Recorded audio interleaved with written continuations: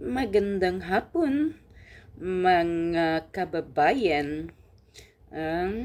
Isi-share ko lang tong masarap at masakit at nakaka-insultong message ni Attorney Panelo sa pagka-promote ng isang PNP chief na isang bulldog daw.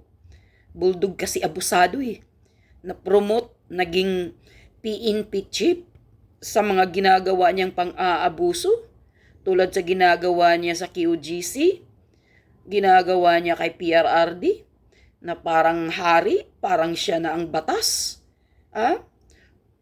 Pwede ba yun? Sasabihin mo, o sige kakasuhan nyo na lang ako. Basta ngayon talaga bitbitin kita sa daheg, sakay kita sa eroplano. Ganyan kawalang hiya itong hayop na Tory na sabi pa nga ni Mayor Basti na wala, he is nothing. Okay? So babasahin ko yung message ni Attorney Panilo. Tory is the bulldog enforcer of the present dispensation. He followed blindly illegal acts coming from his superior, like assaulting the QGC and arresting, detaining, and jailing PRRD at The Hague. His appointment is an unquestionable reward for his blind obedience to unlawful orders and constitutional incursion. Yan. Di ka ba nahiya, Tori?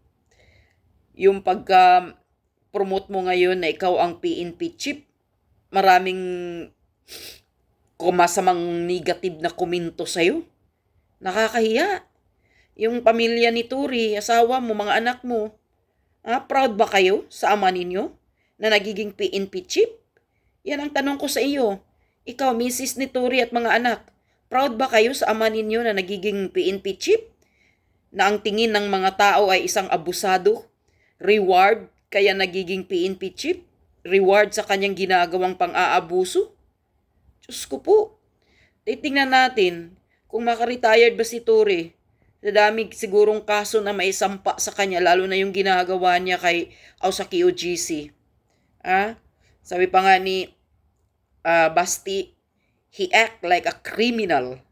Walang batas na sinusunod. Kaya ikaw ang pinili ni Bangag dahil yun ang gusto ni Lisa Butod.